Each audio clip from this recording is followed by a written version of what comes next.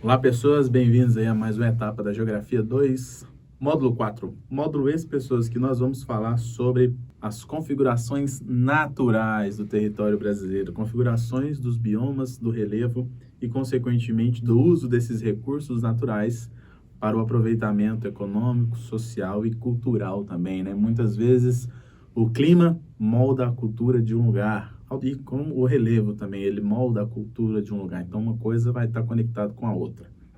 Como eu já venho dito nos outros vídeos, tá? Pensa nisso. Não tente fazer o conhecimento de forma isolada. Comece a perceber que os assuntos se conectam, direta ou indiretamente. Para a gente começar aqui, pessoas, observem essa frase. Brasil, país continental e tropical. Muitos vão perguntar isso. É tropical? Sim, é um país tropical. O que é um país tropical, pessoas? País tropical é um país que está entre os trópicos. Aqui nós temos nesse mapa aí na tela de vocês o Trópico de Capricórnio, que passa no paralelo 23, né? Um pouco aqui no estado do Pará e do Mato Grosso do Sul, bem aqui. E aqui, se o mapa continuasse, mais acima aqui nós teríamos o Trópico de Câncer. Trópico de Câncer, que também passa no paralelo 23, só que no hemisfério norte. Vamos colocar aqui. Então, para você não confundir, lembre-se, né? Não temos câncer no Brasil. Então, dá para você diferenciar aí qual é o trópico que passa no nosso território, tá bom? É o Trópico de Capricórnio, tá aqui. Então, pessoas, toda essa área aqui, ó, toda essa área é uma área tropical. E o Brasil, a maioria do seu território está em área tropical. Porém, isso não significa que todo o território brasileiro tem um clima tropical, tá? Não é todo o território brasileiro que tem um clima tropical, e dá para vocês observarem bem isso no mapa, né? Os nossos climas são predominantemente quentes e úmidos, mas nós temos climas frios e secos, tá bom? Porém, o que vai predominar no território brasileiro é a presença de climas quentes e úmidos, né? Agora a gente vai explicar por quê. Em linhas gerais, o Brasil possui uma baixa amplitude térmica. E aqui a gente pode frisar esse assunto, esse conceito, que é a diferença entre a máxima e a mínima. Essa diferença entre a máxima e a mínima. Vamos pegar um exemplo aqui, principalmente aqui na região das baixas latitudes. Professor, o que é baixa latitude? Pessoas, baixa latitude são latitudes até 30 graus de latitude, seja norte ou sul. Vamos diferenciar aqui, ó, de 0 a 30, baixa latitude, de 30 a 60, média latitude, e de 60 a 90, altas latitudes. Está confuso em relação a esses conceitos de paralelo, latitude, longitude? Dá uma olhada lá nos módulos da Geografia 1, tá bom? Vocês vão entender melhor esse conceito de latitude e longitude. No caso aqui, para analisarmos as questões climáticas, o foco serão as latitudes, os paralelos, tá bom? Vamos trabalhar um pouco nesse mapa aqui, que vocês podem observar que nós temos 5 massas de ar atuando no Brasil. A massa de ar equatorial continental, essa massa aqui. A massa de ar equatorial atlântica, essa massa de ar aqui. A massa de ar tropical atlântica, que é uma massa que vem dos trópicos do Oceano Atlântico, essa massa aqui. A massa de ar, a massa tropical continental. E a massa polar, obviamente, que vem do oceano, né, dos polos. Ela atua por esses cantos do Brasil. Vocês estão percebendo que dessas 5 massas de ar, 2 são continentais, ou seja, 2 se originam no continente, né, que é a massa equatorial continental e a massa tropical continental, e 3 se originam no oceano. Então, teoricamente, essas três massas que se originam no oceano, elas são úmidas, porque pegam a umidade do oceano. E essas outras duas são massas de ar secas, porque se originam no continente, certo? Não, não está certa essa frase. Somente uma massa de ar brasileira é seca, que é a massa tropical continental, essa aqui. Essa aqui. Uai, professor, e a massa equatorial continental, ela não é seca? Não, pessoas, ela não é seca por conta deste pedaço brasileiro aqui, deste pedaço. O que que tem nesse pedaço aqui, meus amigos? A floresta amazônica. A floresta amazônica é uma grande produtora de rios, chamados rios voadores. Esses rios, eles são formados pela evapotranspiração das árvores, certo? E esse vapor que as árvores soltam formam grandes nuvens. E essa massa de ar equatorial, ela leva esses rios para outras localidades do Brasil. Então, vocês estão vendo a importância da floresta amazônica para todo o território nacional. Não só para a Amazônia, mas também para o nosso território nacional. Por quê? São os rios voadores produzidos aqui na floresta amazônica esses rios voadores que vão abastecer os regimes hídricos da região sul e sudeste e um pouco da região centro-oeste. Outra massa de ar que tem grande interferência no território brasileiro, pessoas, é essa aqui, ó. A massa polar atlântica é uma massa fria que atinge principalmente a região sul do país e o litoral brasileiro. E em uma determinada época do ano, essa massa de ar, ela chega até o estado do Amazonas. É o que nós chamamos de friagem. Isso acontece no inverno brasileiro, que é em junho, julho. Esse inverno, a friagem acontece em junho, fazendo com que algumas temperaturas na região norte caiam até 10 graus, tá bom? Então, você tem uma média de temperatura de 25, 26 graus na Amazônia, Rondônia, Mato Grosso, norte do Mato Grosso, etc., né? Em alguns momentos, durante essa friagem, tem regiões que atingem 14, 15, 16 graus. É frio? Para eles, sim. Para o pessoal do norte, sim. Ok? Vamos aqui, além dessas 5 massas de ar, ainda explorando esse mapa, espero que vocês consigam entender esses rabiscos, mas me acompanhem, tá? Acompanhem o raciocínio. Temos 5 tipos climáticos principais: clima equatorial, clima tropical litorâneo, tropical úmido e subtropical. Ou seja, nós temos 5 tipos climáticos que podem ser divididos em 3 grandes grupos: os climas equatoriais, os climas tropicais e os climas subtropicais. Pronto, é isso. O que você precisa diferenciar? Onde ocorrem esses climas e as características desses climas. Um exemplo, o clima equatorial. O nome já fala, né, pessoas? Equatorial, Equador. É um clima que ocorre próximo à linha do Equador. Se ocorre próximo à linha do Equador, que está aqui, vamos passar uma... Se ele ocorre próximo à linha do Equador, ele ocorre na região norte do país. Região norte, floresta amazônica, rios voadores, clima úmido.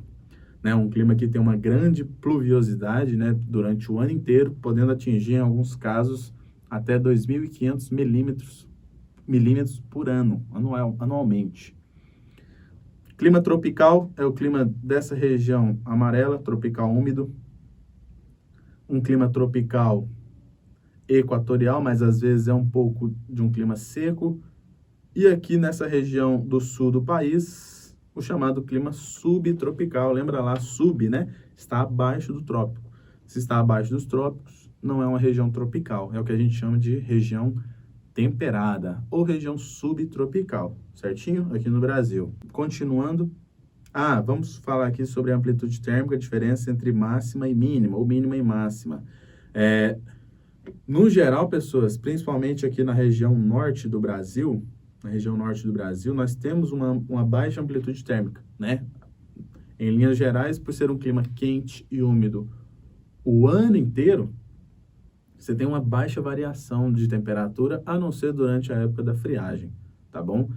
Aqui na região centro-oeste, parte da região sudeste e um pouco da região nordeste, onde temos a ocorrência do clima tropical, é onde nós teremos a grande variação da amplitude térmica, né? Se vocês pegarem Goiânia, Cuiabá, Brasília e outras grandes cidades da região centro-oeste, vocês podem ver que a diferença entre a máxima e a mínima dessas grandes cidades e também de quase todos os seus estados é muito grande, né? Por exemplo, pega a previsão do tempo aí de Cuiabá no mês de agosto, ou a previsão do tempo de Goiânia no mês de julho, principalmente Goiânia. Você vai ter um início de manhã, né, um início do dia 16, 17 graus, e atingindo um pico aí de quase 35 graus. Isso é uma amplitude térmica muito grande. Por que isso acontece? Porque a massa de ar que atua aqui, principalmente aqui nessa região de vermelho, na região centro-oeste, é uma massa de ar seca, né? Se é uma massa de ar seca, produz pouca umidade. Se produz pouca umidade, tem muito calor e tem uma grande diferença de temperatura entre mínima e máxima. Aqui um pouco de como os ventos são formados para a região brasileira, né? Os ventos alísios, o que a gente chama aqui no hemisfério norte. Esses ventos, eles sopram de nordeste para sudeste. No hemisfério sul é o contrário, é de sudeste para noroeste. É o contrário, é justamente o contrário. Qual que é o efeito desse contrário aí, pessoas? É o efeito Coriolis, um cientista que descobriu esse efeito que alguns fenômenos atmosféricos que ocorrem no hemisfério norte ocorrem de forma contrária no hemisfério sul, que é um exemplo, as estações do ano, né? No momento em que no hemisfério sul é verão, no hemisfério norte é inverno. No momento que no hemisfério norte é primavera, no hemisfério sul é outono e vice-versa. Então, esse efeito Coriolis faz com que a gente entenda que muitos fenômenos que acontecem de uma forma no hemisfério norte vão acontecer de uma forma totalmente contrária no hemisfério sul, tá? Principalmente aqui na região tropical, próxima à linha do Equador. Vamos aqui a alguns dados das regiões brasileiras. Por exemplo, no centro-oeste e no sudeste, nós temos verões muito quentes e chuvas intensas. Geralmente o verão no Brasil, né, como vocês sabem, o verão brasileiro vai de dezembro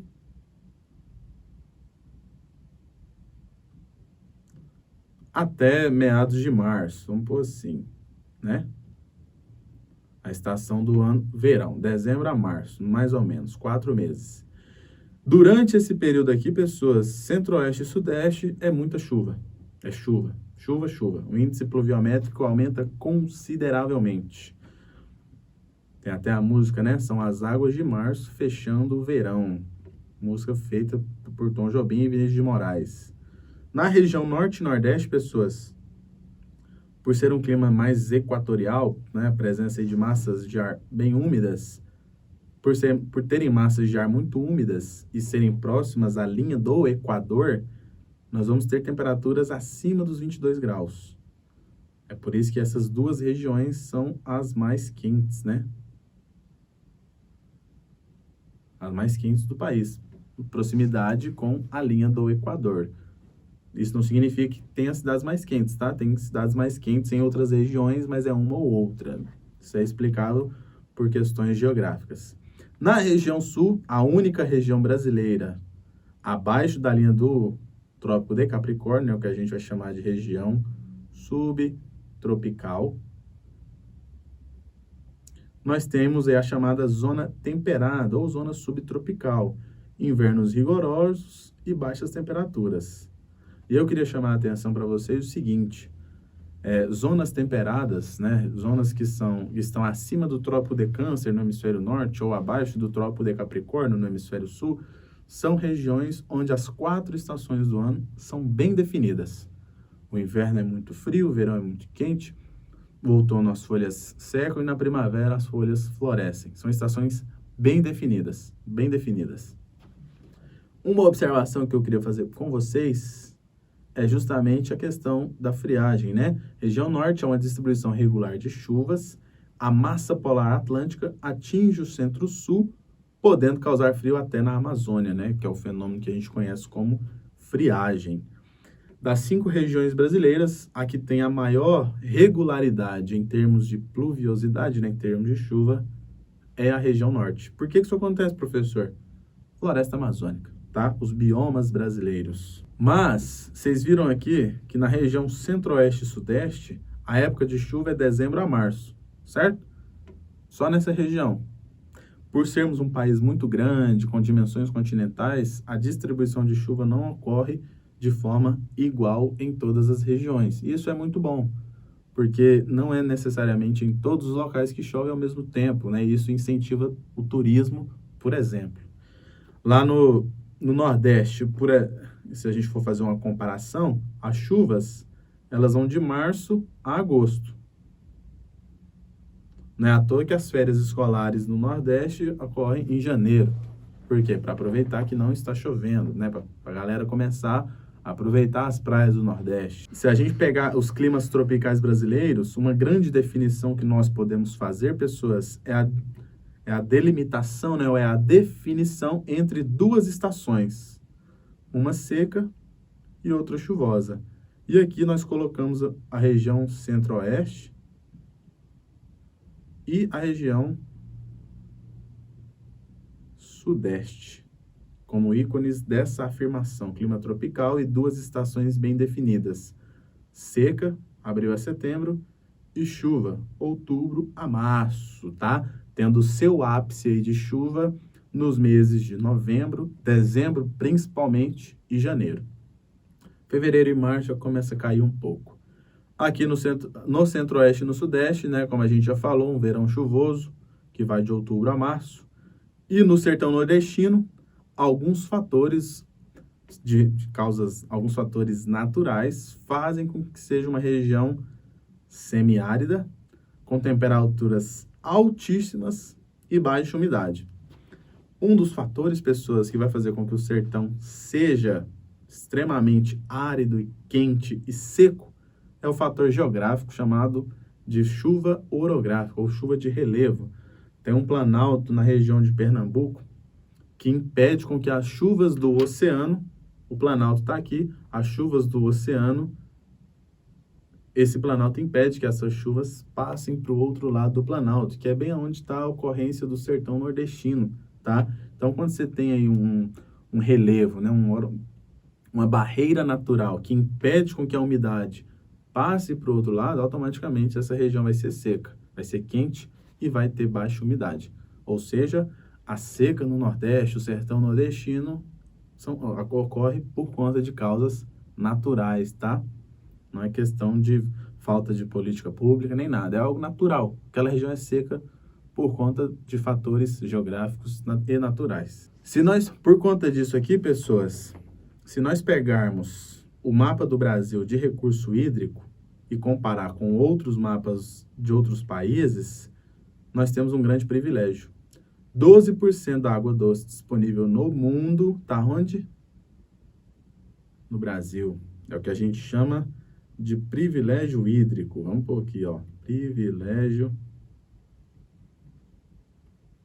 hídrico. Por que é um privilégio hídrico? Porque estima-se que nos próximos anos, uma das grandes causas de guerras será a posse de água. Né? Em muitas questões no Oriente, muitas guerras e muitos conflitos no Oriente Médio ocorrem por conta de questões hídricas, por conta da posse de água. Então, o Brasil hoje, ele tem um privilégio hídrico muito grande, né? Até porque a disponibilidade de água doce no mundo, ela é pequena. Ela é pequena. E 12% de toda a água que tem no planeta está aqui no Brasil.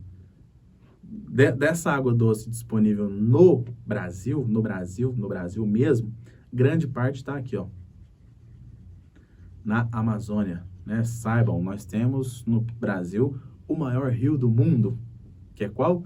Rio Amazonas. Ele nasce no Peru e deságua aqui no Pará, no Paraná, lá em Belém. Então, assim, é um rio extremamente importante para toda a América e principalmente para o mundo, porque é a partir deste rio e do seu regime fluvial que grandes cidades e pequenas também vão se desenvolver. Então, não é só a Amazônia ou só a região norte que é influenciável pelo maior rio do mundo, né? Nós temos que preservar esse bioma e automaticamente, preservando o bioma, nós preservamos tudo que está no bioma, inclusive a água.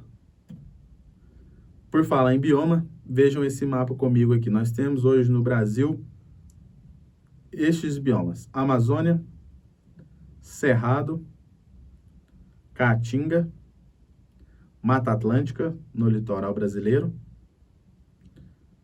o Pantanal, região do Mato Grosso do Sul e Mato Grosso, e os campos, o que os sulistas chamam de pampas, esses pampas. Qual que é a grande dificuldade aqui desses biomas brasileiros, pessoas? É justamente a exploração humana. A Amazônia, por exemplo, sofre com desmatamento. O Cerrado sofre com a expansão da fronteira agrícola. A Mata Atlântica sofreu com a extração do pau-brasil, né, mais de 500 anos atrás. A Caatinga sofre porque a população que vive na Caatinga precisa muito dos recursos oferecidos pelo bioma. E aí, com a baixa renovação natural e a alta utilização humana, a balança fica desequilibrada. Aqui no sul do país, nós temos os campos e tem uma vegetação chamada de Mata das Araucárias, uma vegetação extremamente importante para a economia do Rio Grande do Sul, que é da Mata das Araucárias que eles tiram a matéria-prima para fazer celulose. Hoje, estima-se que grande parte das araucárias já foi extinta e só resta apenas 1% da área natural que havia 500 anos atrás. Ou seja, também sofre com a exploração da madeira e das folhas dessa árvore para a produção de celulose. Para finalizarmos a parte de relevo brasileiro, então vocês percebem em mapas de relevo que quanto mais claro é a cor, mais plano é o relevo. Então, por exemplo, verde. Verde é a cor de planície em todos os mapas de relevo. Amarelo, depressão, e quanto mais escuro, mais alto é o relevo. Então, vocês podem perceber o seguinte: grande parte da Amazônia ou é planície ou é depressão, que a gente chama de depressão amazônica. Isso favorece muito a questão do desenvolvimento das florestas, tá? Olha aqui, ó, no litoral. Aqui no litoral nós temos as planícies litorâneas, e do litoral aqui, desde Belém até mais ou menos no Rio Grande do Sul, nós temos uma vegetação chamada de manguezal. Essa vegetação ela está extremamente sendo prejudicada pelas cidades litorâneas por conta de especulação imobiliária e falta de saneamento básico, o que faz com que os esgotos sejam jogados no manguezal. Aqui no meio do Brasil, Cerrado, como a gente já falou, no Planalto Central. Aqui no Nordeste, Caatinga, etc, etc. Certo? Então, uma coisa está ligada com a outra. Saber do clima faz com que a gente saiba dos biomas, que faz a gente saber das unidades de relevo. E uma coisa se conecta com a outra para a gente entender todo esse conjunto e preservar um, que preserva o outro, que preserva o outro. Sem um relevo adequado, não tem o desenvolvimento de floresta. Sem o desenvolvimento de floresta, não tem o desenvolvimento de um clima suportável para a vida humana. Então, pensem nisso, tá, pessoas? Quando vocês forem fazer essas análises geográficas do território brasileiro, né? Análises naturais, ok? Assim a gente encerra o módulo 4. Valeu!